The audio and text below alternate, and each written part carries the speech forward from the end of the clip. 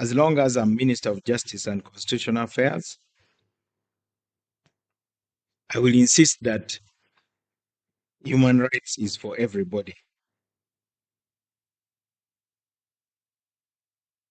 But there cannot be human rights in isolation. It is part and parcel of nation building. I thank you very much for listening to me. I've spoken at length, and I'm going to be here with you all through to listen to what you have to say. I'm not going to be like the ministers who are always busy, looking busy. Ministers that are supposed to be very busy. You see us on the road when we are rushing. I wish you could follow us one day, say, where are they going, by the way? You may make an interesting discovery. You may find that I'm rushing to a supermarket to buy a mathematical set for my grandchild. And you'll say, is this the reason why he has rushed like this? I want to urge you not to go away. All of you, please stay. You are really a good collection. Don't let anybody move. I would ask Alan and the organizers to put a board that anybody who leaves, their name should be written there at the door. That those who have left. So you inform their offices that this one left before it ended. But that is also useful. It means now next time we have a meeting, we don't call you because you will have given us notice that you are not as interested. Surely out of 45 million Ugandans, we cannot fail to find somebody to substitute you. So please stay. I'm going to do my best to be around so that I listen to what you have to say. May God bless you all.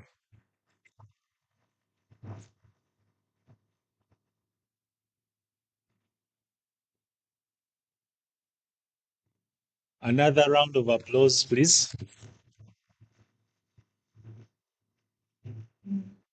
All of us are Kabonas. All voices count. The keynote has been delivered, and the tone is right. And when the tone is right, you don't attempt to do a karaoke. The Honorable Minister, God has his timing, and God's timing is always right. We've been on this journey for now 11 years. With your permission, I would like to request the recognition of some senior officials who authored the first NAP that has gravitated to what it is now. The chairperson of the Leadership Code Tribunal, Dr. Roslyn Karugonjo, Professor Mbazira of the Makerere School of Law and Pillar,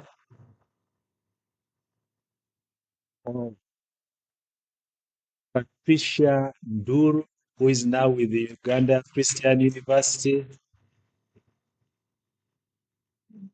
Madame Annie Nyakato, representing Ministry of Foreign Affairs.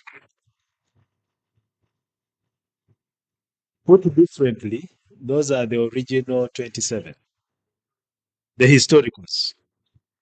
Honorable Minister, you've bestowed us and added us on that list. Everyone's voice counts. Let us stand to be counted.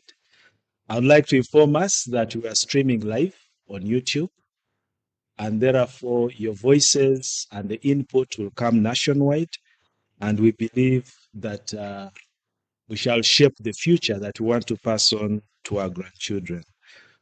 Our next item on the agenda is a group photo, and very quickly I would like to invite Mr. Jemba.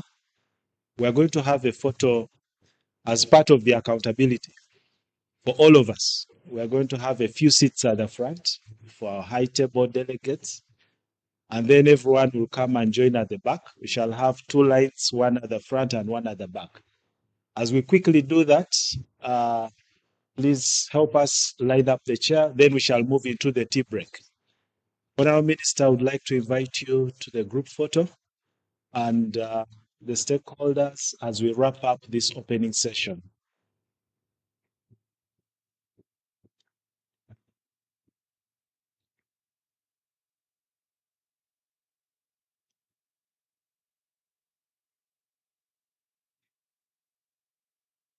Which camera is it? This one? Perfect. Uh, Mr. Kasande, please lead us to Madame Roslyn Karugonjo, please join us. Professor Mbazira, the heads of cultural institutions, heads of institutions present, National Planning Authority, Ministry of Foreign Affairs, the Honorable Prime Minister of the Kerkwaro, Acholi, Honorable Tim, UNDP, GIZ. Let's try to salvage some time. Let's all come forward. Dr. Nachito, please, let's have the photo quickly.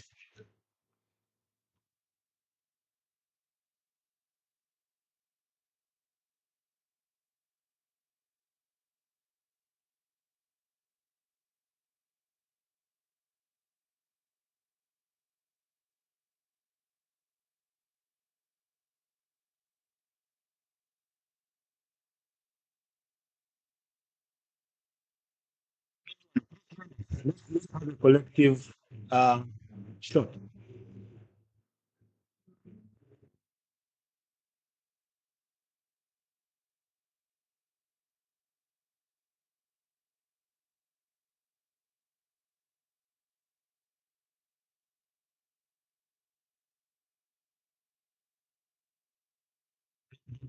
Photographer, please position us appropriately.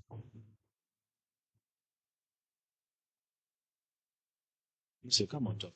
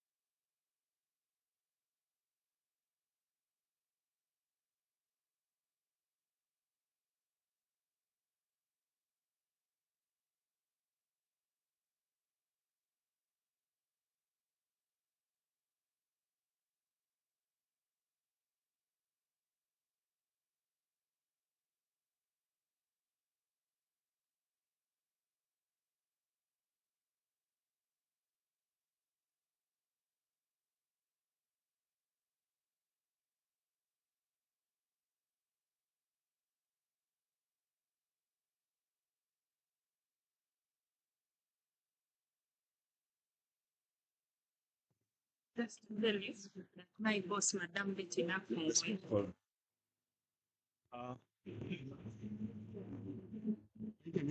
We are having break tea served at the gardens. My colleagues on protocol, please lead our guests. Daniel, please lead our guests to the gardens.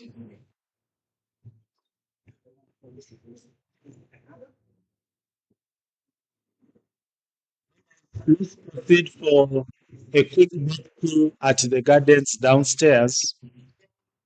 It will be for 15 to 20 minutes and we shall be back for the first session. Uh,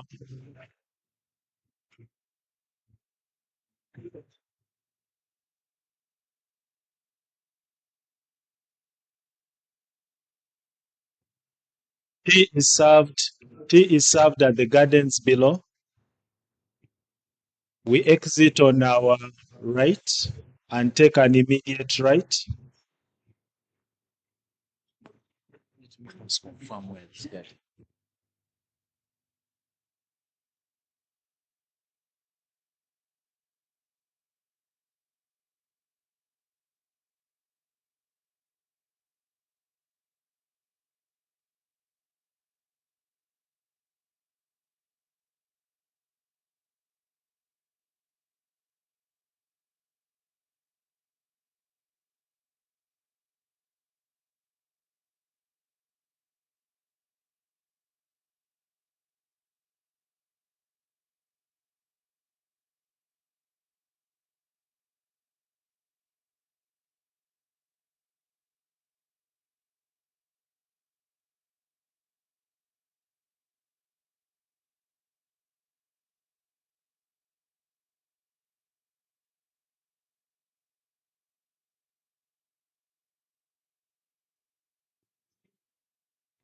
Presentation will start at 15 minutes after 12 o'clock.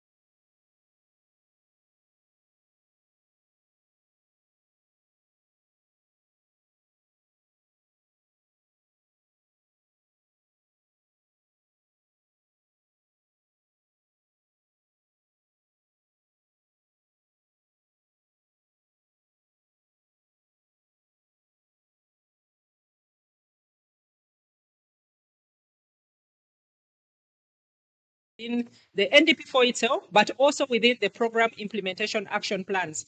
And that guidance that we provided still comes into play when we start on the strategic plans, because the different MDAs and local governments are going to formulate their strategic plans. So that guidance still suffices. We encourage you to use it to ensure that you integrate the human rights-based approach in strategic plans.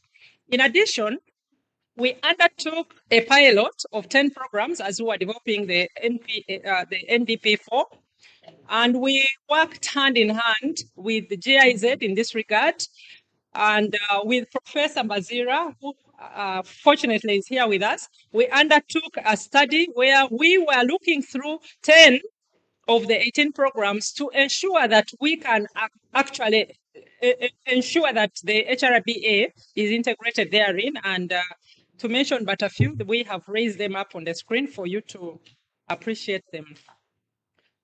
Then also, as we do the planning process, as NPA, we have to do the quality assurance. So we normally put in place a technical committee that reviews the different plans that come from the MDAs and local governments.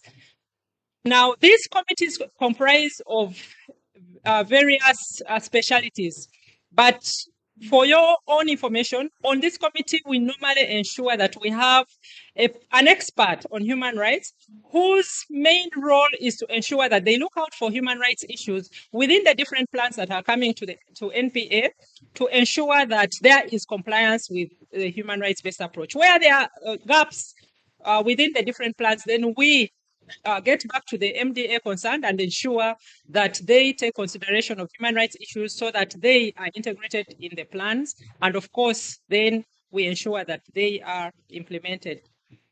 NPI, in collaboration with the Human Rights Commission and Office of the UN High Commissioner for Human Rights, under both NDP2 and NDP3, we actually undertook quite a number of trainings of the planning officers across government so that they could appreciate the concept of human rights and ensure they can integrate human rights in their different plans for purposes of implementation. And we are planning to do similar training under NDP4, and especially so considering that we have had the rationalization where there has been a lot of shifting of staff. There is a lot of turnover. So sometimes you find that there is need for these kinds of training so that people can be brought on board to appreciate the human rights concepts and integrate them in their plans and implement accordingly. At the National Planning Authority, we are obliged by the Public Finance Act to do a certificate of compliance annually.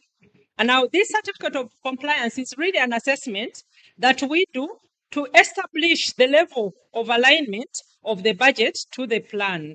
Among the assessments we do in this area is a focus on the human with it. Resources for anticipated growth remain limited, and therefore there is need for prioritization and fiscal discipline. And most importantly, we are saying that the priorities must include cross-cutting issues, and in particular, the human rights-based approach.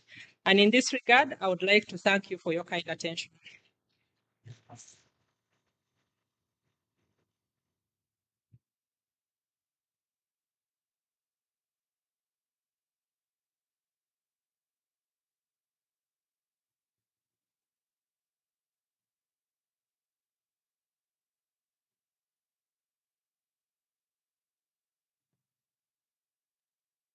Another round of applause for Rosette. I'd like to thank you for making that rich presentation in such a short time. If I may paraphrase a couple of things or messages to take away, in the current dispensation of government planning and budgeting, the NPA is now the author of the gospel for government planning and budgeting. And they will yield what we call a national development plan. And if we've not articulated interests within the national development plan, they don't attract public resources in terms of spending and actioning. Would like to thank NPA for maintaining the banning under NDP2, as you've highlighted, NDP3 and NDP4, and ensuring that human rights are mainstreamed. But as we know so well, many times when issues are mainstreamed, they are no one's business. Everyone's business is no one's business. Again, would like to thank NPA for going an extra mile to develop a human rights-based approach mainstreaming tool, training the relevant institutions, piloting with some of the programs to make sure that beyond the talk, the institutions are walking the talk. And I believe that what we shall yield after the 2 days we shall be spending here will enrich and provide the tires on that vehicle that hit the tarmac. Very quickly, allow me make a presentation on behalf of my colleague Alan, who is part of this organization and has had to step aside briefly. As earlier echoed, the National Action Plan is not a start button. It's a document about a process that started now about 14 years ago.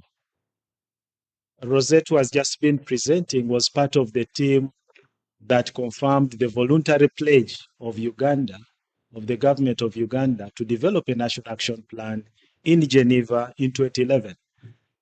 And it's been an organic process of developing that. And I would like to just shed light, because we noticed that a number of stakeholders have moved. Some of those that were part of the process before are not here.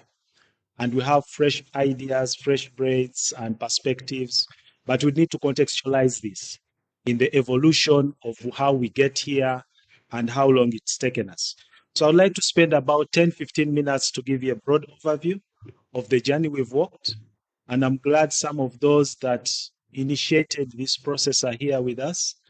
We believe that where we've reached is much better than where we started. So broadly, there are 4 things I would like to talk about. One is to just give a general overview of what the NAP is, and then echo 1 or 2 words about the development process. And thirdly, the content in the NAP that is going to form the discussions that are going to preoccupy us for the rest of the today and tomorrow. Because our focus is going to be so much as guided by the Honorable Minister, that we have this draft action plan. Are all voices there? Is anyone left behind? And is it the kind of NAP that can be pragmatically implemented? And 2, can cause the transformation that we need in this day and age. For a long time, we've been criticized for developing very nice documents and putting them and leaving them on the shelf. Perhaps for some of our neighboring countries to implement.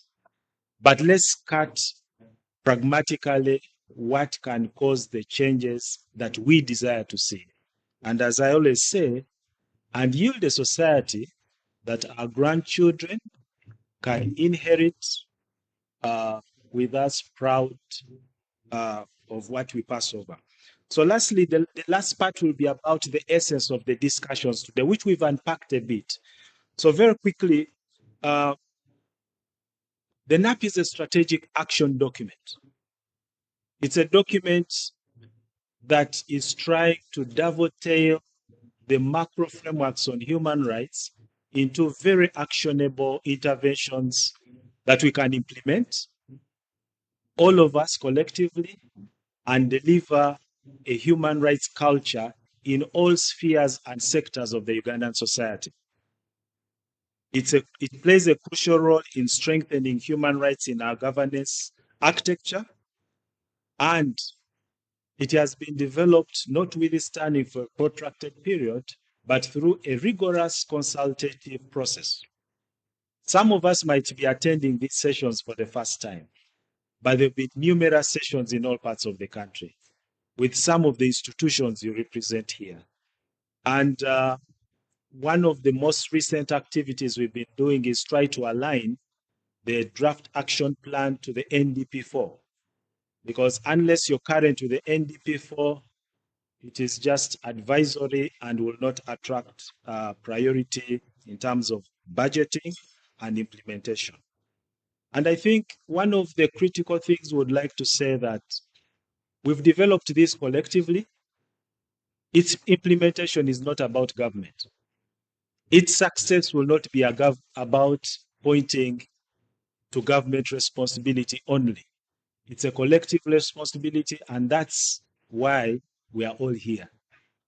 And it's only fair that tomorrow, when we return to an annual review, we hold each of us accountable for the roles and responsibilities we've collectively agreed to. So there were three phases in the process. The first phase involved an extensive desk review of literature from government, MDS, from civil society organizations, from the academia. The lead institutions in this process were the Ministry of Justice, Ministry of Foreign Affairs, the Human Rights Commission. We had the entire team of the what we call the Interministerial Advisory Technical Committee. We had the Chieftaincy of Military Intelligence in there, the Uganda prisons, Uganda Police Force, all these entities that have a stake in human rights. We came together, agreed on a path to take, and we said once we work in an inclusive and consultative manner, we are very sure we shall yield what will serve the test of time. So in terms of execution, first phase was desk review and an attempt at framework development. I vividly recall Dr. Rosalind Karugonjo, Professor Mbazira, being the brains that led the original authorship. And at least that is why we have something to refer to. I'm really happy that you're still with us. The second phase involved consultations based on the framework that had been yielded. Consultations were carried out in all regions of this country, including local government, civil society, cultural leaders, private sector, academia, all focused at regional level and ultimately at national level to validate, to input, and to shape the documents that we have today. We also had international benchmarking and consultations. There was an extensive desk review of practices in several countries, as you'll have to see later on. And then there were visits to some of those jurisdictions to understand how do you get to not only develop, but effectively implement. As you know very well, human rights at times, not at times, actually doubles as a political double-edged sword. You rush with it, you crash with it. But if you're measured and targeted, you cause the transformation that you desire. So a bit of this will be unpacked in the conversations and in the panels that are going to follow. And lastly, the phase that we're in now is pretty much the wrap-up. It's the conference we have today. After we have the input, after we have the input from the various stakeholders, we are confident we shall rally behind our Honorable Minister, who will present to the highest level of leadership for approval, and what will follow is going to work. So I've unpacked a bit of the development process. I've made mention of the team of consultants, some of whom are here, that we've noted. The desk review that was undertaken yielded quite very useful guidance. We got a draft NAP framework development architecture with very clear principles and objectives. You recall some of those principles, Dr. Roslin, that shaped. You see, it's one thing to be clear on what you want to do. It's another to objectively articulate the parameters that are going to guide the process. This has been a principled, guided process all through, such that should anyone test the veracity, the legitimacy of the product, it is worthy the test of time. So we agreed on a participatory process, a bottom-up process. That's why there were over national, regional conferences held, consultative, not limited to formal structures, but also reaching out to the traditional institutions. And I'm very glad that these are represented here. Some are following online, and we believe they'll send through their views. And the people's voices were able to come through. Because in some of these meetings, would just invite ordinary people, the ordinary influencers of society, and they were able to speak very candidly and very easily. I say, and you're able to see through the honesty with which they desire to live in a society that upholds human rights, respects and yields the human dignity that anyone deserves. So that is a capture on the second phase. If you just look on the screens, as indicated, beyond the national consultations, the international benchmarking was carried out in Australia, notwithstanding some of the histories of these countries. Ecuador, Kazakhstan, Malawi, Philippines, South Africa, Moldavia, Brazil, Latvia, Sweden, New Zealand, Federal Republic of Nigeria, Lithuania, Norway, and the People's Republic of China. Interestingly, some of these countries took the path of developing the NAP and have it as a legal instrument. By executive decree of head of state, it is signed up as a legal instrument. So it becomes a matter of law to implement or to enforce the undertakings that have been reached. Others chose the path to lay the National Action Plan before the Parliament, and once it is discussed, approved, and adopted as the people's path, then what follows is implementation. Other countries preferred to have approval at the executive level. And that is the path we chose because, in the end, the executive is in charge of the planning, the budgeting, and if this has to be implemented, then it has to be where that action is happening. So that was the kind of scoping.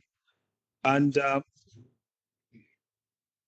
some of the thematic sectors that were consulted included private sector. We had the regional consultations in some of those cities indicated there, Moroto, Arua, Gulu, Masaka, Mbarara. And at the end of the day, the team was able to yield a very separate document called a synthesis report that documented all the voices from the regions.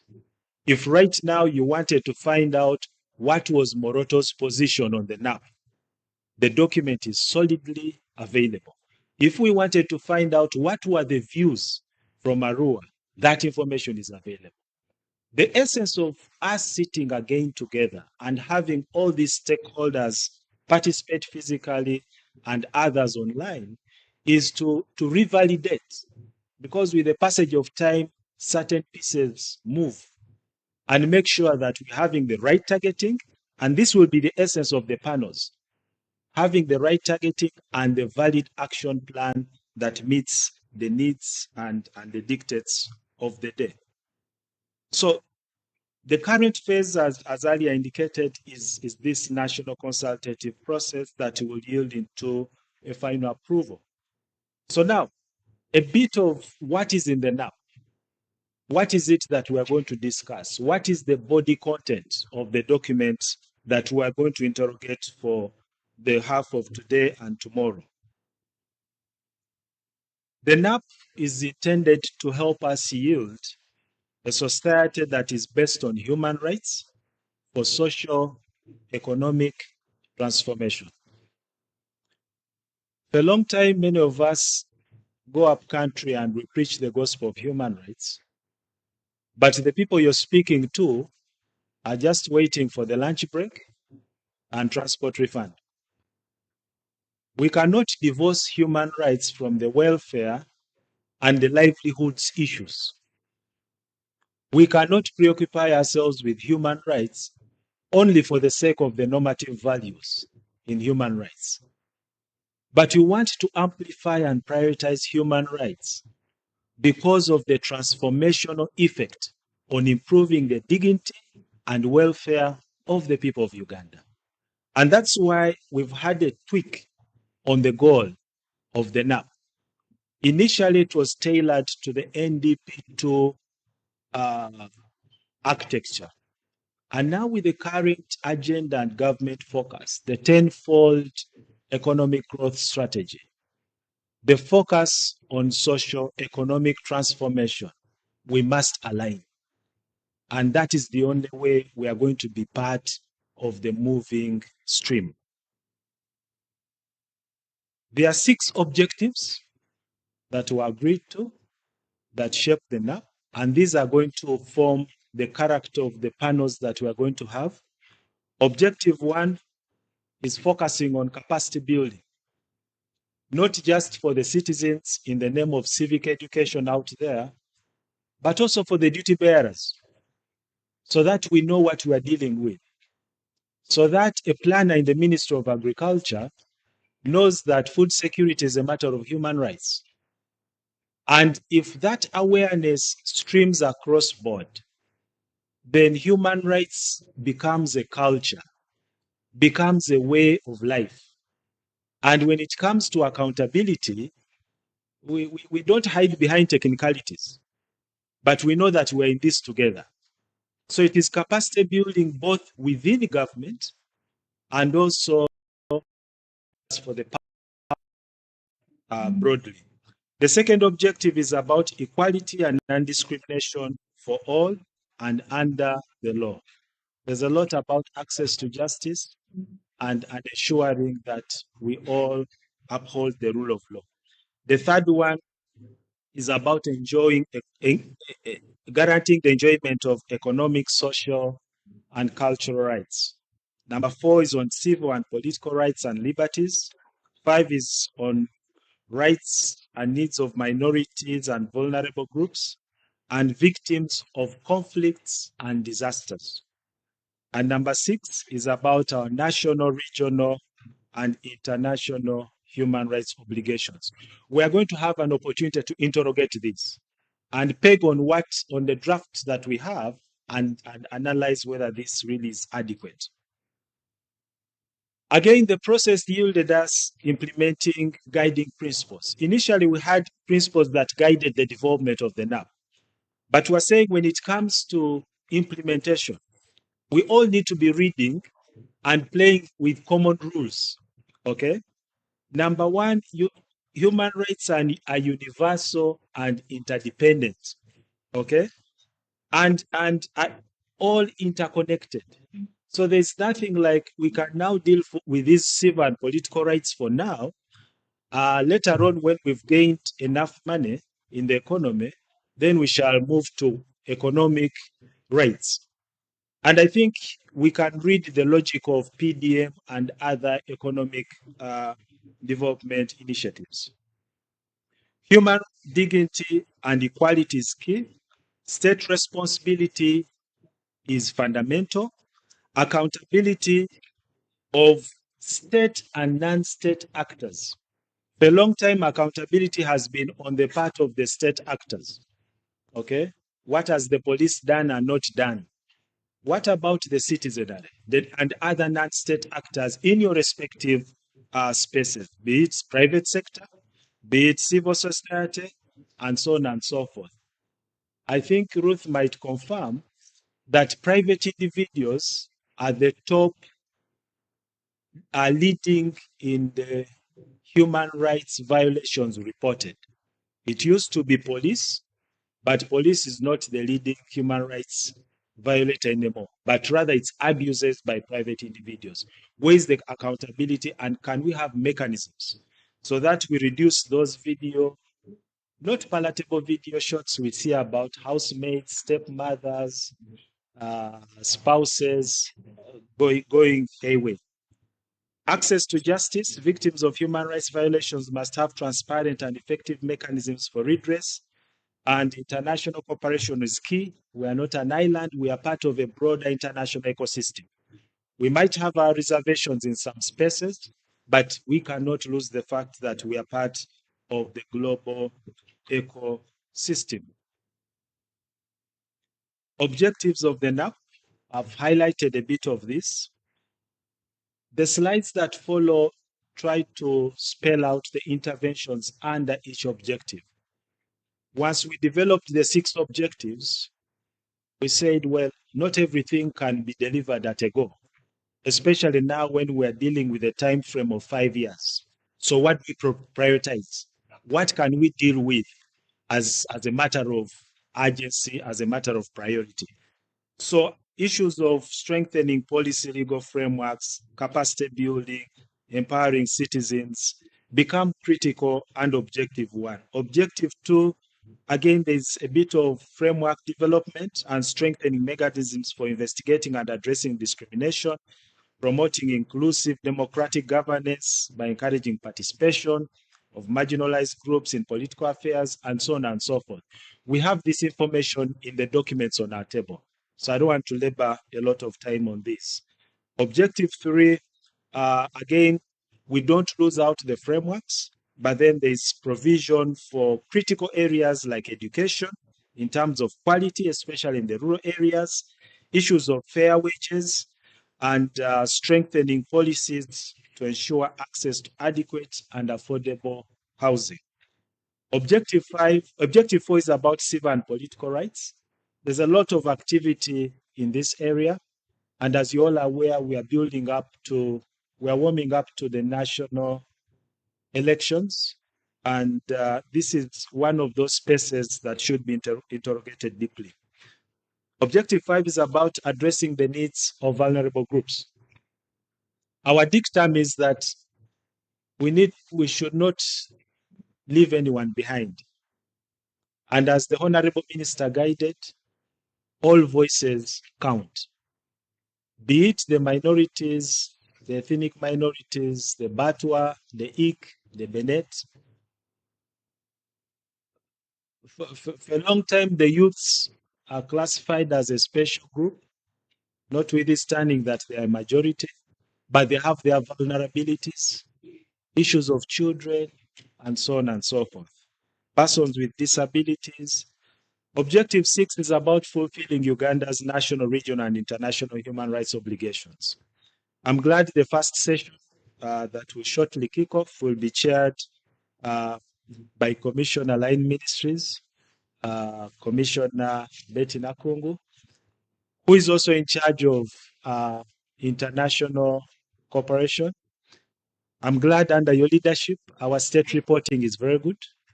For a long time, we've had backlog on state treaty reporting, but we are in better waters now, and would like to maintain that kind of positive outlook. But beyond reporting, there are recommendations and obligations that return for our action. And we want to create a mechanism where these find their way in the national instruments for purposes of implementation. Once we have the document, we believe all of us as stakeholders need to prepare for its implementation. It's not a government document to be implemented by government MDAs and then tomorrow we ask questions of the government. But all of us are in it together. As you see the listing out there, and I'm glad that unlike many subsectors, the human rights subsector has its highest leadership in cabinet with a cabinet standing committee. And I'm glad the chairperson has accepted to be with us for all the days, the 2 days we are going to be here. It's a sign of commitment. It's a sign of commitment to deliver and have a transformation. My appeal is to all of us, let us rally behind Honorable Mao and cause the transformation while the opportunity lasts.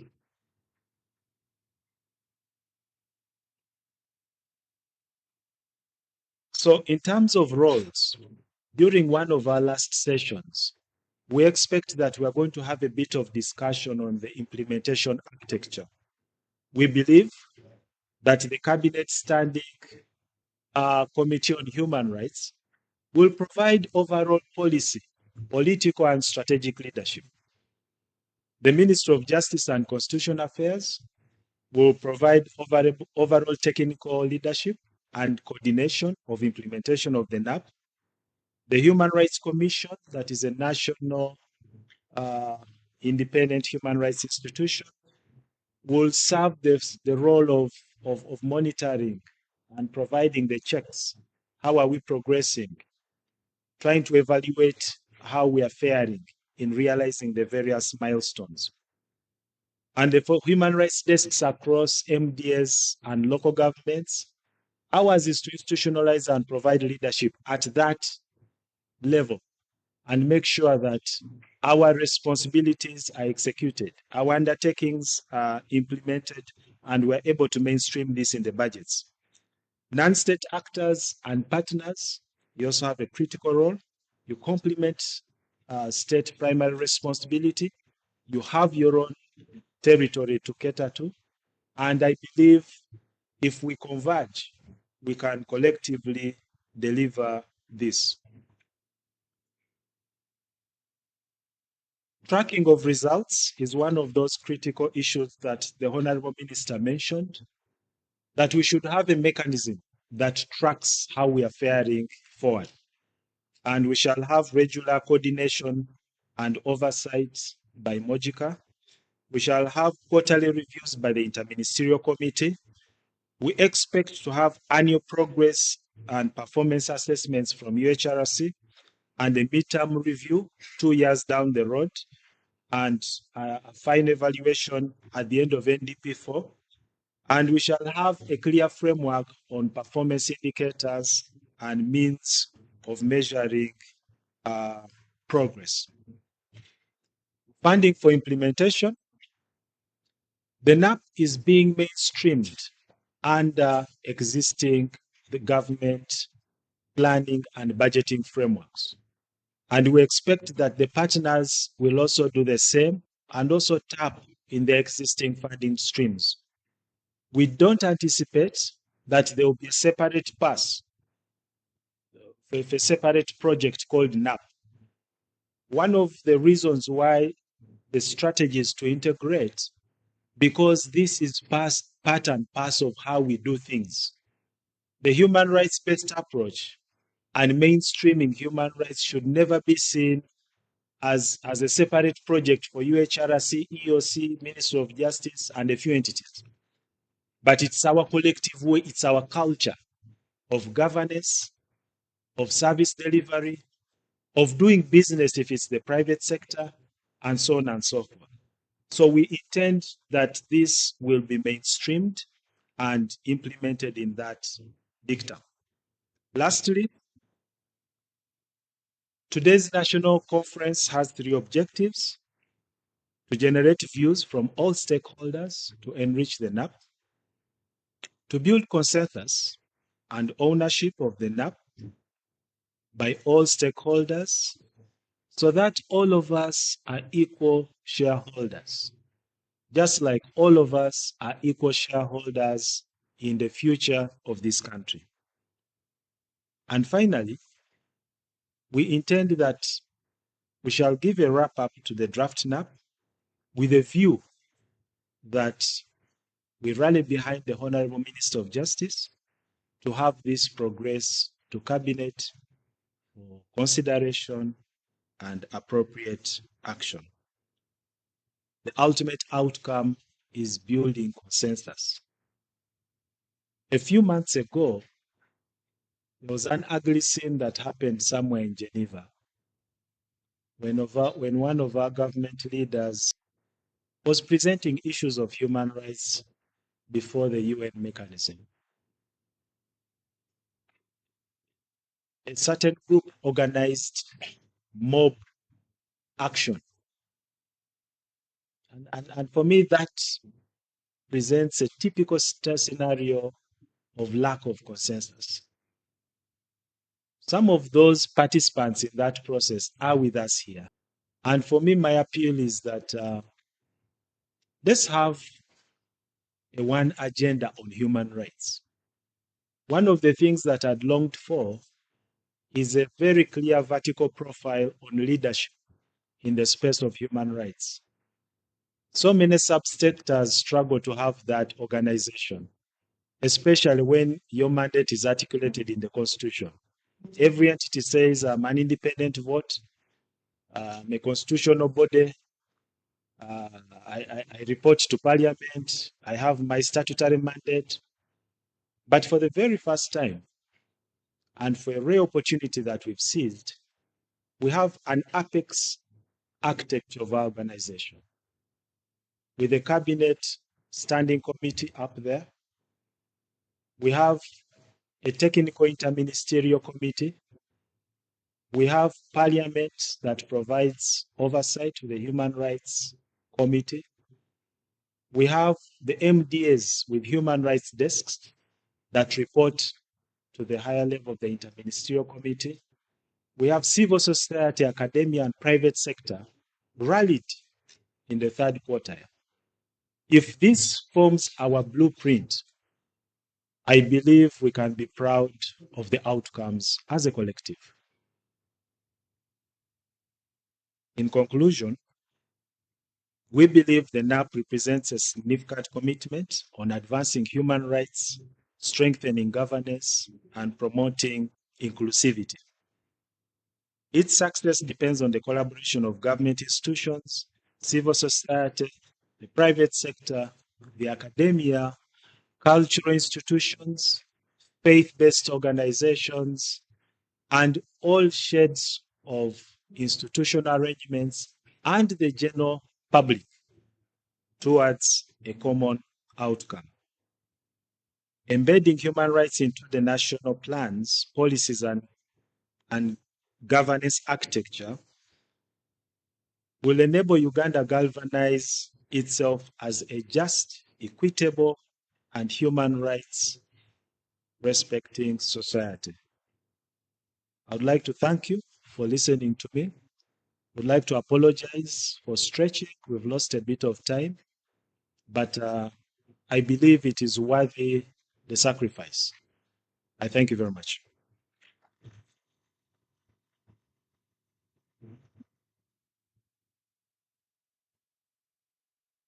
Now, Minister, allow me wear a new hat of, again, MC, following that presentation, to invite our first panel. I request that we have one panel before we break. If possible, we shall squeeze in a second one so that we start to interrogate the document at hand. I would like to invite Commissioner Nakungu to please come and take the front seat. I would like to invite Director Kamadi to join in from the Uganda Human Rights Commission. Our brothers from OPIMAC, please join us in this discussion. The first panel that now starts to interrogate and dig into the NAP will do precisely what the minister guided, the Honorable Minister. Is this document inclusive enough? Is there a voice that is being left out? Is it pragmatically drafted? And can it cause the transformation that we all seem to desire?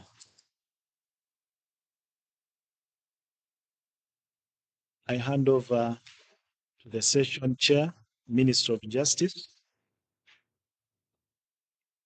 OPIMAC, Judicial Service Commission.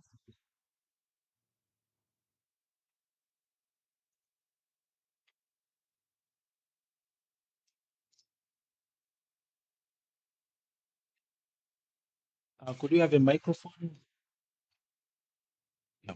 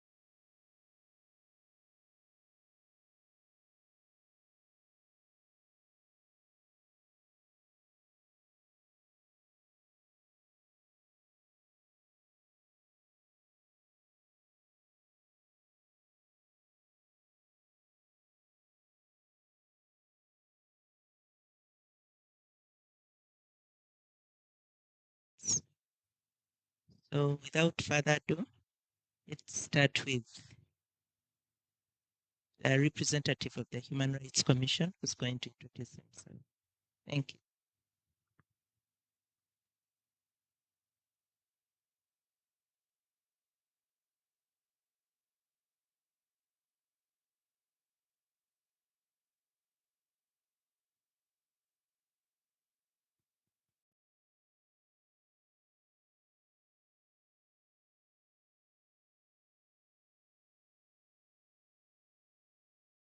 My name is Kamadi Bionavie.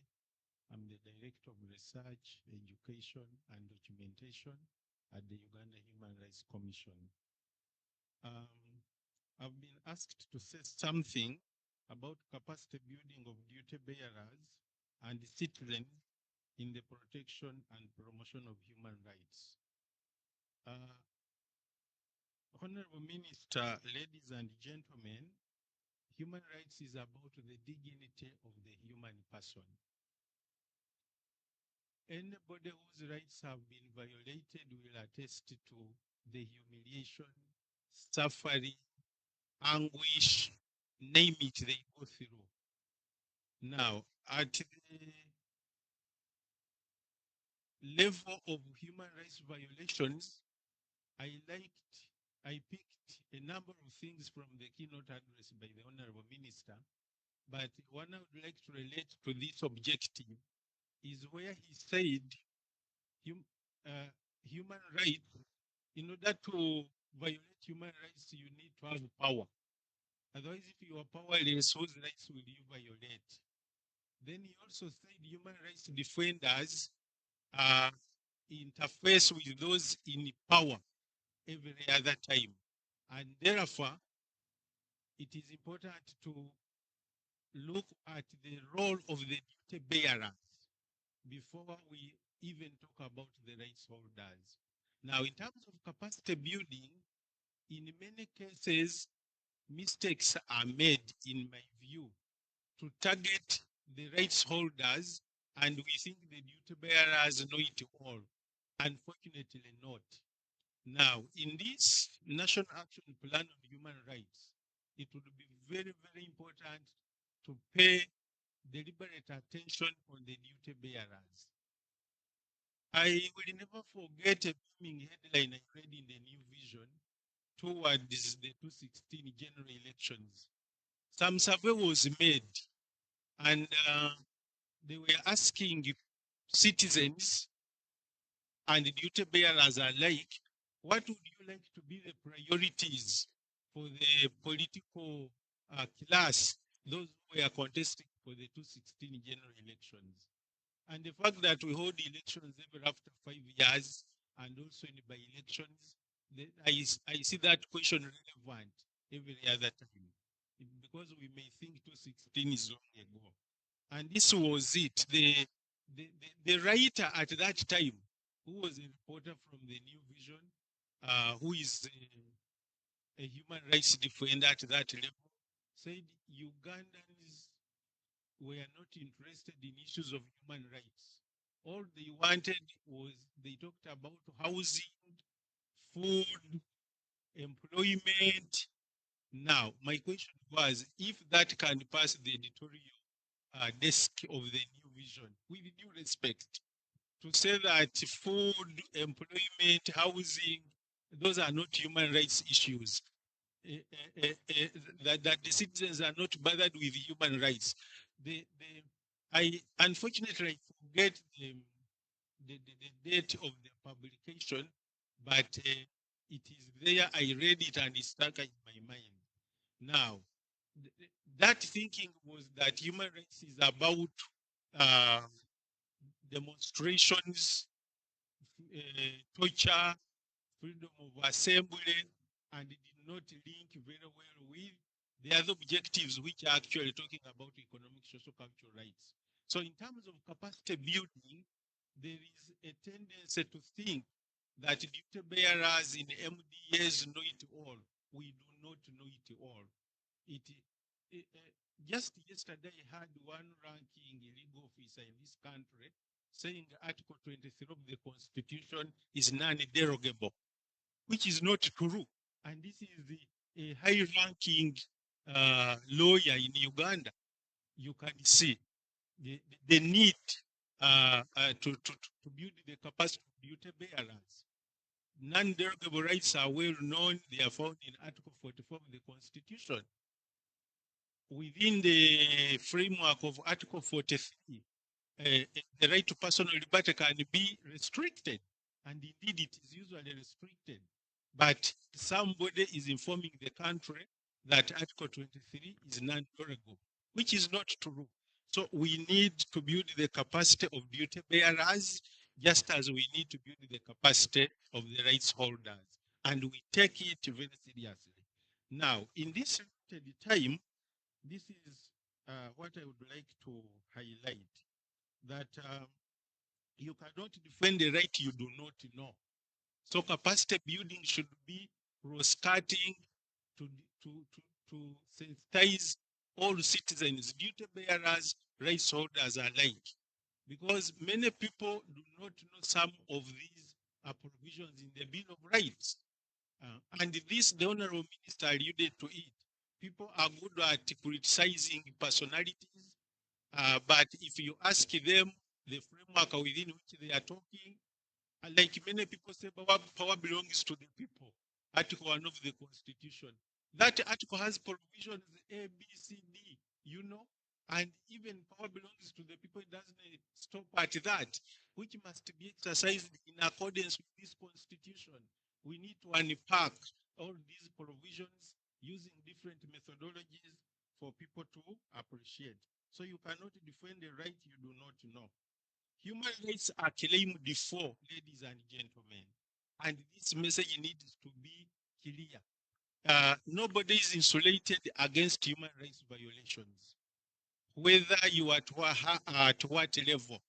You can wake up one morning and your rights have been restricted. This is what the Right Honorable Speaker was saying earlier this week. We can all find ourselves in the situation in which Dr. Besigye is. So, human rights are claimed before. Human rights not claimed before are human rights surrendered. So we must be awake. We must build everybody's capacity and you know the redress mechanisms so that everybody knows. Uh, just 2 days ago, we hosted a team from the Zimbabwe Human Rights Commission who are here benchmarking this week. And they were asking about how many complaints do you receive a day? Do you register all of them at the Uganda Human Rights Commission? The sad reality is, and I told them, many people who come to the commission, their complaints are not registered because they don't meet the admissibility criteria. We may receive 3,000 complaints and register 600. Around there, it never goes beyond that. Now, but these people come in not knowing why they have come. We are duty bound to listen to them. That's why capacity building is very, very important. They come with matters to be handled by the Inspector of Government. They come with matters to be handled by the chairman, LC1, but they do not they do not know where to go. They just come. So it is important to build capacity of these people. Now there are those, for instance, the Uganda Human Rights Commission has 12 regional offices across the country. Somebody leaves Arua and comes to Kampala at the headquarters and leaves the regional office in Arua. Now, when they reach the headquarters, we tell them our system requires that you go back to Arua. Say, me, I want my complaint to be handled by the headquarters. Those are the challenges we meet. So people need to trust the institutions of the state to understand the decentralization policy, which office is spread where, instead of wasting time to come to Kampala and then you are sent back to Masaka, to Arua. All these are serious issues. In so doing, they waste time and money, and which shouldn't be happening. So you cannot claim for rights which you do not know, and human rights not claimed are human rights surrendered. Now, there is this talk of mindset change. Many of us duty bearers, especially the elite in offices in Kampala and the other urban centers, we think the people who stay in the villages are whose minds need to be worked on. Yet we also need sessions on mindset change. Yeah. It is misleading to think that it is only the rights holders who live in the villages who do not know how things are done. And therefore, and you see mistakes being committed. It's like domestic violence. Many programs target rural women, but if you made a survey in Kampala City, how many women are suffering and they are in corporate offices, they suffer silently. So capacity building requires to be done at all levels, irrespective of which office you sit in and that kind of thing. Now, we have also established that a, a sizable number of the population do know their rights, but there is a challenge of duties and responsibilities. As we work on the National Action Plan in this area of capacity building, we need to pay a lot of emphasis on the issue of duties and responsibilities. They are well outlined in the national objectives and directive principles of state policy in our constitution. They are also under Article 17 of the Constitution, duties of a citizen. But sometimes some citizens uh, to fulfill their duties, it's like they are doing a favor for those in authority, which shouldn't be the case. I read of a story in some city in Europe where somebody took the municipal council to court for not collecting taxes from him. How many would do that in Uganda? That you are taking Uganda Revenue Authority to court because it has not come for taxes. That is the level of awareness we need to reach, such that citizens appreciate that I must pay tax as a duty under Article 17 of the Constitution, expecting social services in return. So when it comes to capacity building, there is just a lot to do. As UHRS, we've tried, for instance, security agencies, we are talking about duty bearers. They are enjoying the under Article 221 of the Constitution to respect human rights while performing their duties. But the challenges we have, again, the Honorable Minister alluded to this while talking about the police. Article 221 was intentional in the Constitution. It requires all security agencies, Uganda Police Force, Uganda People's Defense Forces, Uganda Prison Service, all intelligence services, and the National Security Council to respect human rights in the performance of their duties. Ironically, these people who are enjoined to respect human rights are the ones who violate the rights, which shouldn't be happening because the state is the primary duty bearer, and these agencies represent the state. So, but the interventions we have done, UHRC, civil society, and others remain a drop in the ocean. So when we come together like this, it gives hope. Protection and promotion of human rights is not an individual's responsibility. We shouldn't look at it from a competitor point of view, but just pulling synergies and reach as a wider coverage as we can. So the issue of duties and responsibilities is very, very important, and therefore we need to pay much attention to it. So summing it up, capacity building for citizens and duty bearers is a continuous process. We cannot say we have done it enough. We need to prioritize it in a multi-sector engagement and ensure that we constantly remind the population to realize human rights for all and the dignity of the human person. I thank you very much.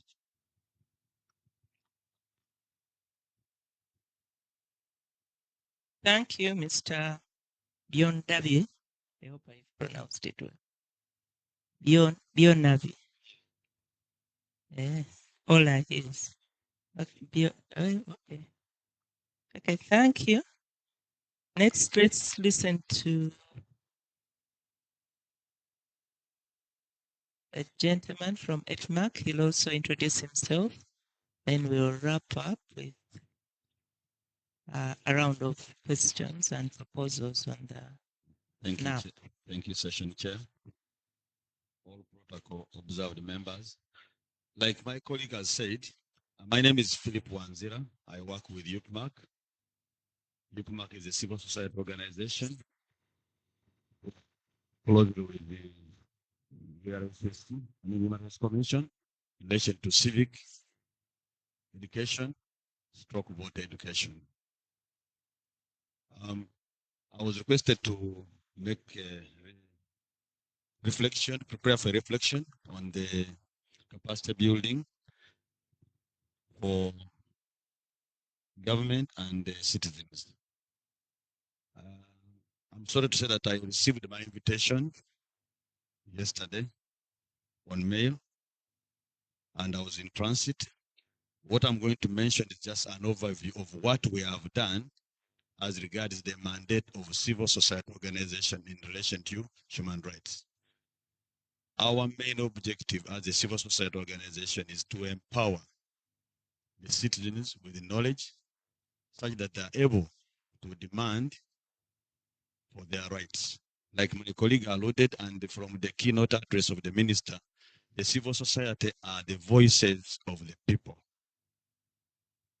He also rightly alluded and said, we are viewed sometimes when we are trying to promote the civic awareness among the citizens as foreign agents in courts. He rightly said that we are supposed to defend, or we are supposed to come up and confront those who say we are foreign agents, we are representative of the foreign agents. But the environment is the issue. So in my view, what would we wish to see in the National Action Plan? Those safeguards, those elements that can help or support the civil society organization to exercise their mandate as the spokes or the voices of the voiceless. For example, in the previous funding of the Democratic Governance Facility, DGF, all of you, I think you have heard of the DGF. After elections in the 2021, there was a ban or suspension of activities for the DGF, and yet the DGF was funding CSOs, stroke even both state and non-state actors to promote governance. And one of the main issues was the civic roles and responsibilities of citizens. So that suspension was viewed by, it depends on which side you were. For us in the civil society, we thought the government is curtailing the ability of the CSOs to enlighten the people of their civic rights. Because I remember one of the issues we were focusing on before the elections of 2021 was the civic awareness that people do not sell their vote. People should be asking issues, not asking for favors during campaigns by the different political aspirants. Some of the organizations were providing platforms, equal platforms. For example, the citizens debate in the communities. For example, us in Yukmak, we were in Busoga, where we had a community-based intervention. We would bring together the different aspirants of different offices to one single rally, such that we provide a uniform platform, because not everybody has resources to be able to organize or hold rallies. So we provide those platforms and our activities to create awareness, to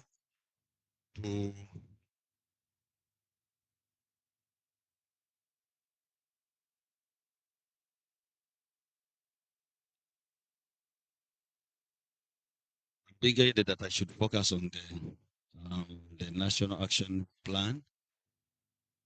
Like I said in my opening remarks, that I received this document today in this room. The invitation was received on email yesterday, so I may not be able to adequately speak to the National Action Plan. I need to be guided on how we can proceed. Thank you.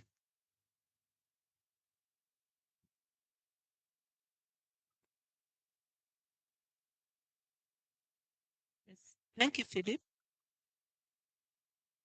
Well, my guidance is that, well, we have the plan before us. The objective is to enhance the capacity building. So given like what is in the plan, what can we add to the plan? What can we subtract? Because as we are guided, the purpose of this session, the whole workshop, is to validate what is in the plan, build consensus, and then finalize the plan. So if you could just go along those lines. Thank you. Thank you, Given Chair. your experience, I trust you. Thank with you, the Chair. vote. Like I said, that some of the issues have been mentioned by my colleague who just left the floor about the plan trying to focus on the roles and responsibilities.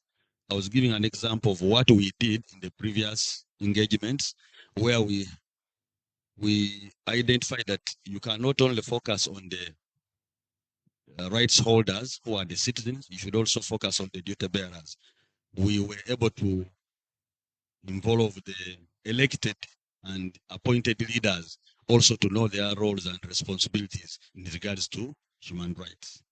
So if the policy brings on board that we need to consider, like my colleague said, across the board, the capacity building is not only for the one category of the rights holders, it must be both the duty bearers and the rights holders.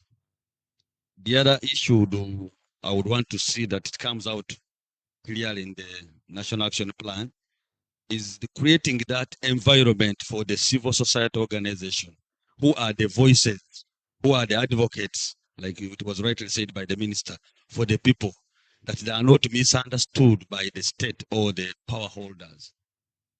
That environment, the conducive environment for the civil society organization, who are the advocates and the voices of the community, that they are able to create awareness to the citizen without being misunderstood by the state. The other thing that I would want to be included in the issue of mandates, because the government institutions that are mandated to conduct civic education, where they talk about the civic rights, the scattered mandate. How do we harmonize the issue of scattered mandate of the different agencies or participants in this field of human rights? How do we try to have a center of the mandate? Because there's Human Rights Commission, we have Judicial Service Commission, we have the National Political under the UPDF, they have an arm there. When you go to police, there is somebody mandated to do civic awareness. So how do we harmonize the mandate? And then the other one would be a consolidated or a harmonized definition of the rights. Like my colleague said, when somebody mentioned about food, right? When they talk about rights, somebody mentioned about food, clothing, shelter. The media picked it up and said those are not rights. So how do we define, or how do we agree on the definitions of the rights such that they are able to be brought out very clearly during the awareness creation and the capacity building with the different stakeholders? Thank you.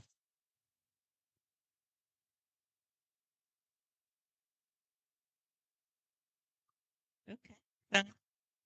Thank you, Mr. Wanzira and Mr. Bionavie, for your presentations.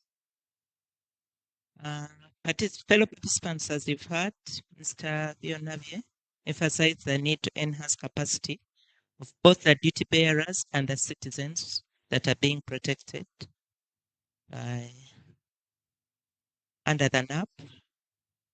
And then also that one can only claim for a right he or she knows. And then he also emphasized the need for the mindset change at all levels. And then also that enforcement agencies should not violate rights of the people while enforcing, while in the course of performing their duties. Then Mr. Wansira also emphasized the needs for safeguards under the NAP to protect civil society organizations. He emphasized the need for civic awareness and also provision of a platform for civil society organizations. He also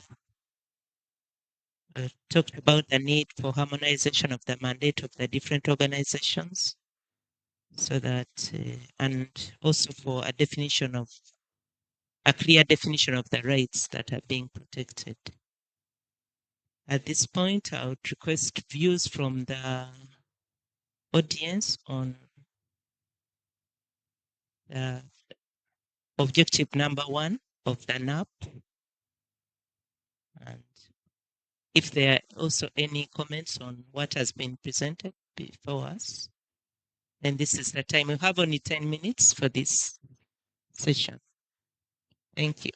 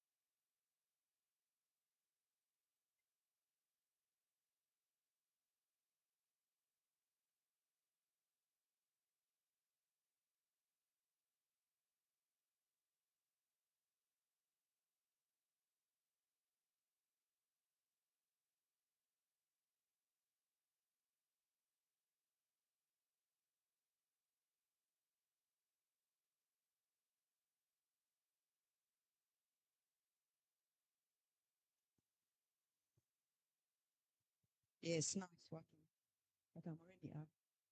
Yes, thank you. I am representing the Ministry of Defense. I so first of all take this opportunity to thank Justice for this long-awaited. But apart from that, what I wanted to add on was I'm happy that the discussion has led to looking at the mindsets and doing capacity building for all, not only duty bearers. But now, my question that I wanted us to look at, or maybe include in this map, is the important thing now is, to me, that's what happens.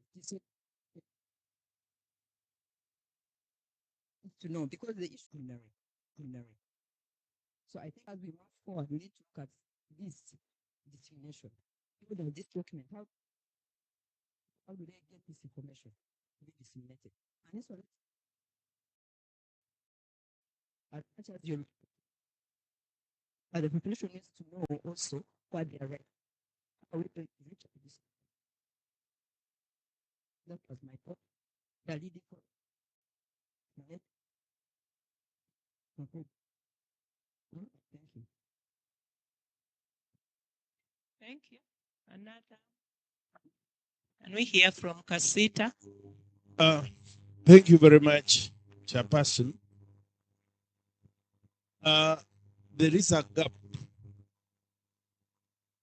because while we talk about rights, it is important from the managers of rights to obligations. It's very difficult to teach somebody about rights while they don't know their obligations. We need to structure it in a way that to tell a business person to pay taxes, they should know what they should be paying, and then they will relevantly be told about rights. They will understand it.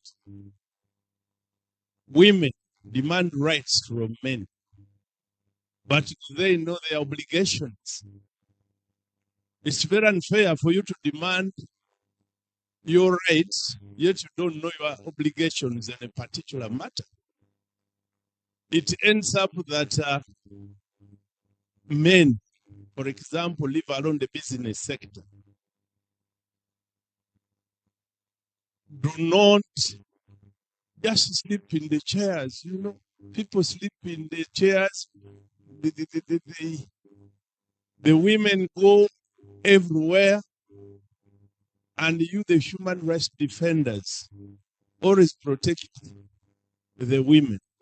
So the men die out crying because the women have not been told about their obligations. It is very fair that while you are telling people about knowing their rights, they first know their obligations, whether it is in trade, whether it is in taxation, whether it is in marital issues. First, know your obligations, then please demand your rights. It is a common practice that while we go out to learn about rights, we don't bring on table obligations. My view is while we are sensitizing and building capacities of human rights defense of any nature, we first build the obligatory part of it. That's when even the managers of the rights will see sense in what we are claiming. Thank you.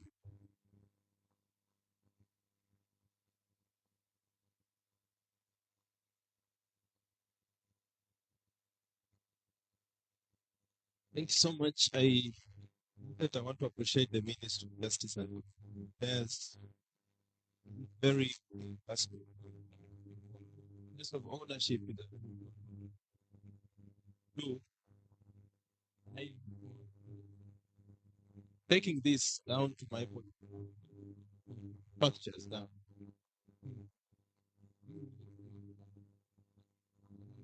The end of the demo. But how are these engagements posited with my money?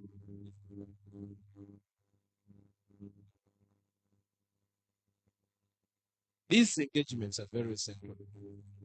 First, for us to have a sense of ownership. All of us have a role to play. All our contribution.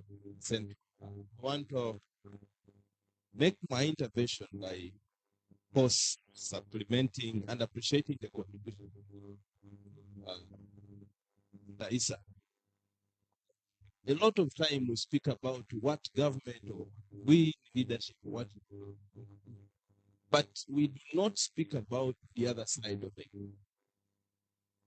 And I agree that the question of integrating our education curriculum right from duty bearers, I don't know where it will come from. But all of us that go to the college, will we integrate the question of human rights aspects, at least at first year at all levels, so that all of us who are at elementary, in whatever level we do, that there is a way that we simplify. Because we are talking about the question on policy and legal and spiritual. Because when you have no right, when you have no information, then you have no right to speak. Information is power. So no information, no right to speak. How do we make sure that we get our duty bearers and our citizens informed in this aspect? There are LC structures. Where is the local government? This is the first court, the first intervention that engages with the people.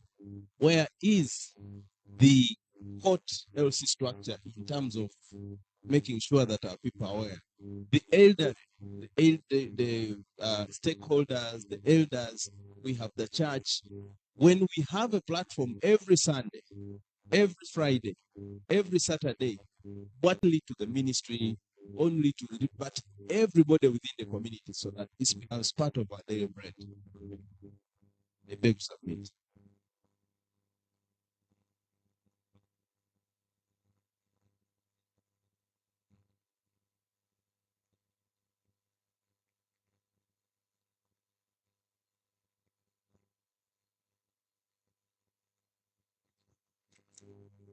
Thank you very much.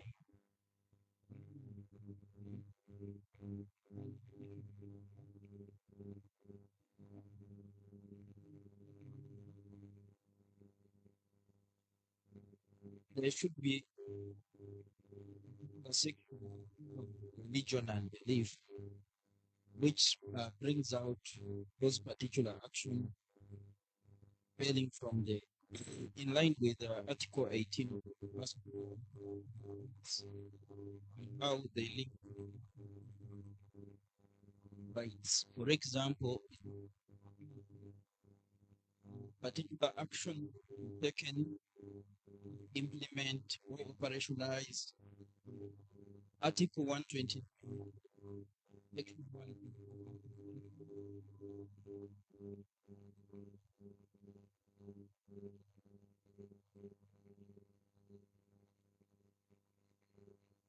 Also,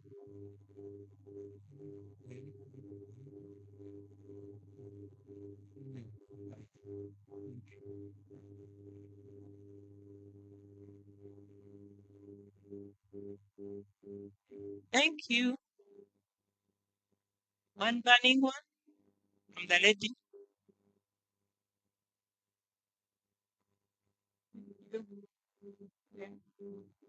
Maybe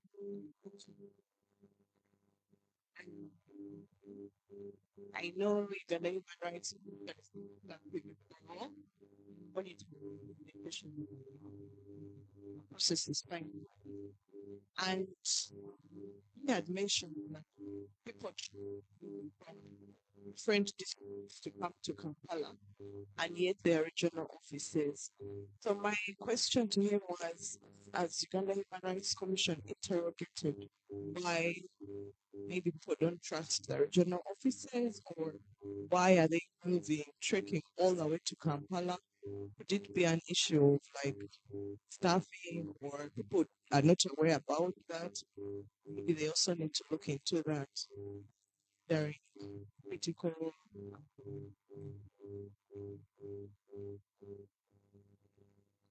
Okay.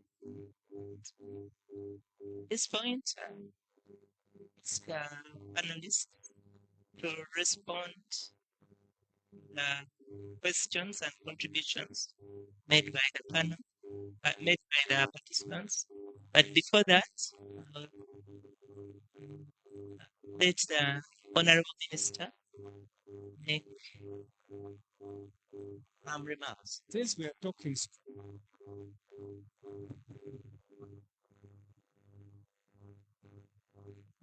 straight here now, let me make some clarification here. The demise of DG has been lamented for years by the civil society, even political parties. Now, you need to know that the DGF was formed, provided a basket fund to promote democracy. The promotion of democracy by foreigners is not unique to Uganda.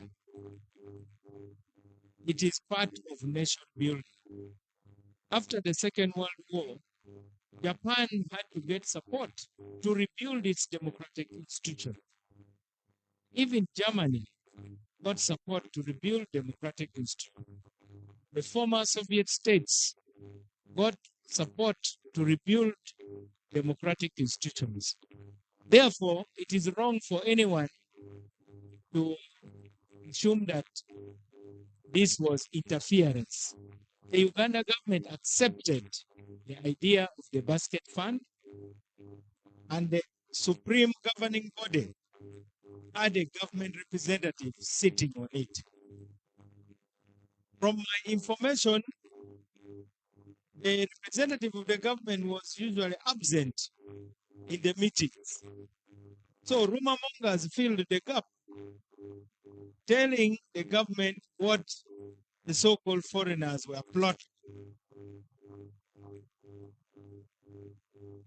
The former President Binaisa said, in a city of 7 rumors a day. So to a certain extent, the government, which was supposed to be the watchdog to keep DGF on track, egged on its responsibility. Keep DGF on track. You invite a foreign entity to run a program, you must not go to sleep. I say this as somebody who used to be a chair of the local government. Remember, during my time in Kulu, the NGOs were all in line, and those that were not in line, kicked them out, and we gave the reasons. For instance, when we kicked out South and Frontiers, said, number one, you are not complying with the government policy to invest in the villages where displaced. They were instead investing in the IDP camps. Now, if you come to my house and you don't want, you have to take the highway. That's what sovereignty means. Two, they were carrying out HIV tests and experiments contrary to the Ministry of Health. That's why I sent them back to Madrid. In the case of DGF, it came like it was a political quarrel.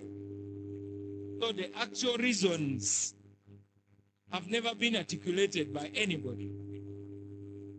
So we need to start discussions again on how to restructure the democratic institution. We need that support. Look at our parliament. Parliamentarians need orientation. Government of Uganda may invest, but I don't think there's a specialist government agency that is focused on the orientation of leaders. So definitely, that is something that we have got to take a second. Now, on the question of the environment, I'm assuming when you say the environment, because I challenged you, demand proof from those who accuse you of being agents of foreigners. Of course, the way foreigners behave is, for instance, by giving awards and so on. So if you are a cantankerous activist in a country, you're invited to Europe and given some of metal or plastic, then you are told that you're a great person. I mean, they are endorsing you.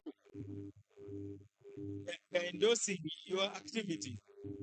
So now, it adds fuel. You now even become more cantankerous because you have taken photo next to the Secretary of America.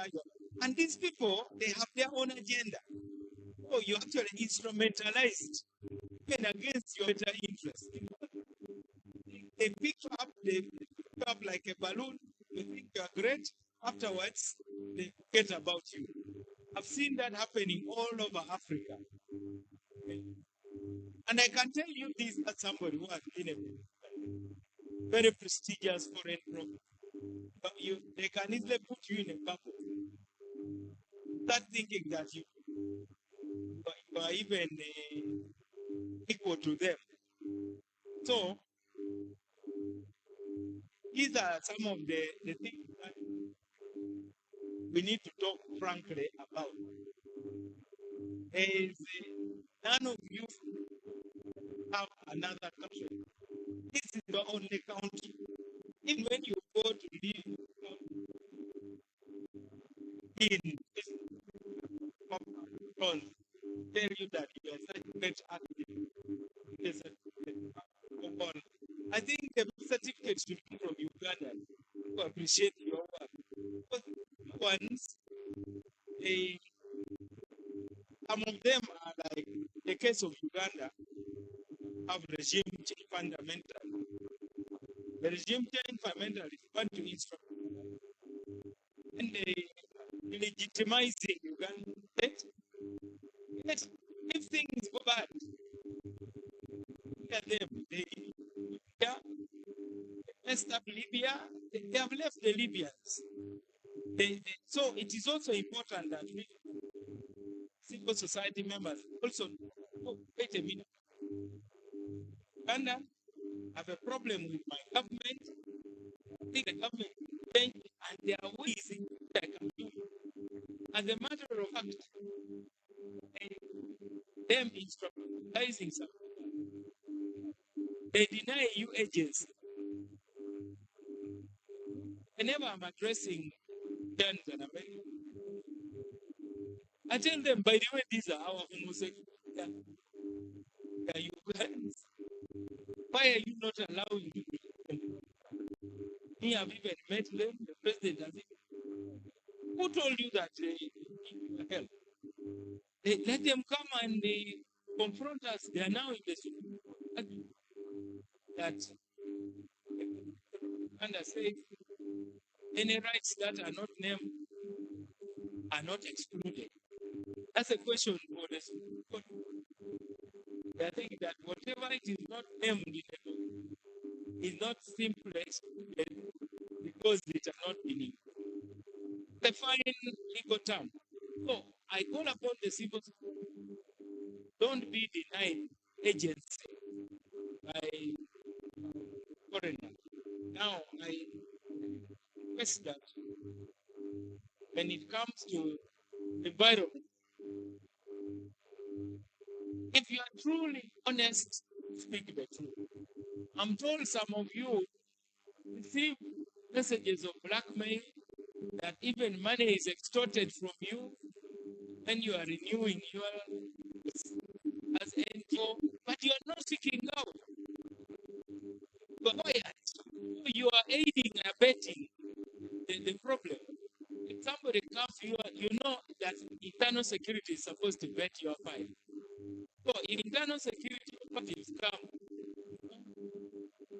we are now investigating your file, need to facilitate us. So you also happily facilitate them. Then sort of civil society are you? You are also aiding and abetting the rottenness. So anybody in the civil society, find where I am during lunch, come and confess. Tell me who is demanding money from you so that we take them on, because I know it happens. Even as a minister, I have a lot of local state houses coming with letters that they follow position themselves that they can get. So I asked them, how many votes did you get? The only person who got votes is president. So I told them, next time I see you, I'll have you arrested. Pass them. Oh, but if you keep quiet, you won't take the opportunity of microphone and hit government, yet you are quietly paying money to those who are blackmailing you, who are extorting money from you. You are entitled to be registered as an NGO. You are entitled to be an NGO in any just providing water. You can also be an NGO involved in human rights advocacy. That one is. So, in case there's anybody from the civil society who has been a victim of that kind of extortion, please find me and we talk honestly about it. There is no reason why you die. After all, what do you have to do? Many NGOs, their renewals are being renewed. Instead of 5 years, you get 1 year because you have not paid somebody. But the law is there. Why are you not going to the court to get an order of mandamus? If truly you are really. So if you can't fight for yourself, yet you are educated, then can you really fight for the person who never went to school? I think let's talk very straight today. There should be no covering up. Thank you. Thank you, Honorable Minister, for the clarification and for the open door encouragement for the next 2 days. Participants, I inform you that this is for the 2 days.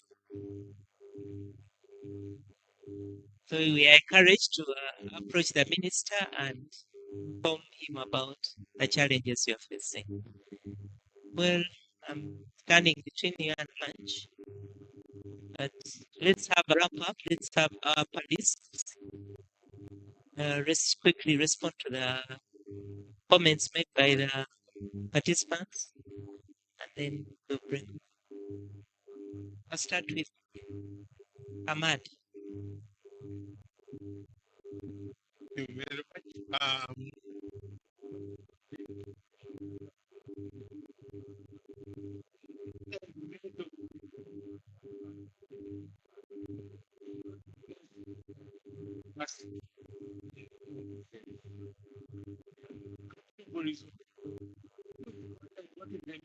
That means I must meet the minister. They tell them the other people who can help you. Somebody will say, I want to meet the minister. The mindset. Tell you, I was heading the head office of the Uganda Human Rights Commission in Portugal. Somebody came to my office, lodged a complaint, and we addressed it. Now, one guy was at headquarters. He had forgotten my face. And even the dress code had also changed. So he landed on me that has come from Fort Portal to lodge complaint. Those are the categories of people I'm talking about. I have seen quite a number coming from Masaka Arua, and it's not lack of trust. It is making them understand that if the mayor is not around, the deputy mayor can help you. That if the chairman C5 is not around, the cow can help you, or the deputy chairperson. That is the real issue.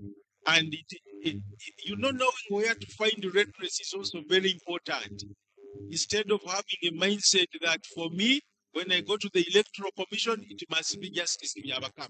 They are commissioners. There is a secretary to the commission. There is a PRO. That is the message I was putting up. Now, Mr. Sector used the word obligation. Now, for me, I used duties and responsibilities, but I liked the emphasis. You know, human rights is a trial balance. You have the credit side and the debit side, and that is where we are going wrong, especially child maintenance. I did not mention that when I was. You know, they are right to feed the family. But when it comes to right of the family, during the family, even this resolution is a big problem.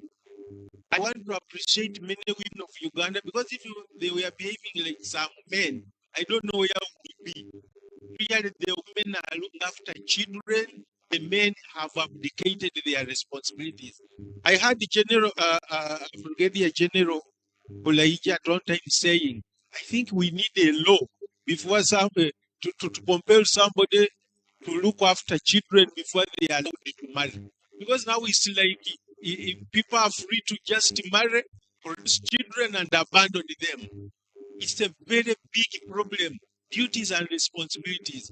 If you can't look after the family, don't marry. Don't start the family.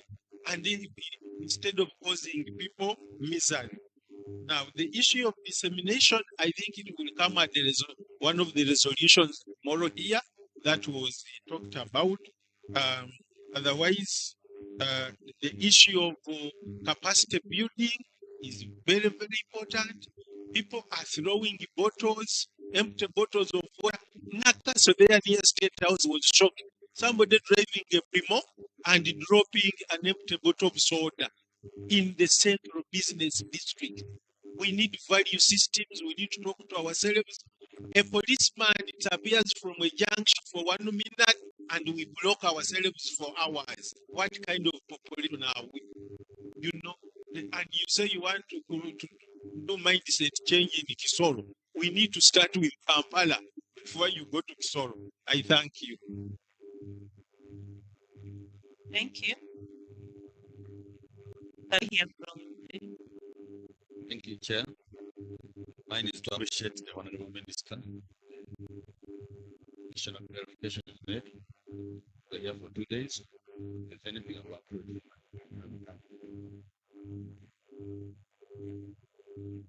Thank you. The panelists, the response. There was an issue about integration of human rights in the education curriculum. The rapporteurs must have captured that. We'll take it up in the NAP. And then there was also a show information raised by Mr. Siranda, calling for a simplified version of the NAP and translation into the local languages. That will also be, that also has been captured, and we'll take it up as we finalize the draft now. Then there was also an issue of the operationalization of Article 129, and the person who raised that says he even communicated to the organizers, so that will also be taken up. Members, just to inform you that there is a number, an email address that was given to you, or can even be shared with those who haven't yet got it, for any more comments that we may have on this objective and the others as we go on. So on that note, I would like to thank you for being active during this session, and I hereby end our presentation. Thank you. Another round of applause for the CEO Uba. We thank you for leading us in that session. I would not like to stand between you and lunch, just to recognize two people that have joined us. Commissioner Chifra Lukwago from Uganda Human Rights Commission. Welcome. Thank you for joining us. Director Ruth Sechindi from the Human Rights Commission, one of the historicals on this document. You're most welcome. Without much ado, and with your permission, the minister has served us lunch. Lunch is ready. Coupons have been distributed, and I would request that we proceed. The lunch is served by the reception, so we shall go back a bit and take one flight of steps up on the right side of the reception. It's about 20 minutes after 1, if I go by that wall clock. After 2, beg your pardon. It's unusual to announce lunch after 2. I would request that we use 40 minutes, and we are back by 3. We are trying to catch up on some of the time that we lost, and then we shall have the next session on that will be chaired by the Minister of Gender. I thank you, and please join us for lunch. We shall adopt the morning prayer for lunch and the rest of the day.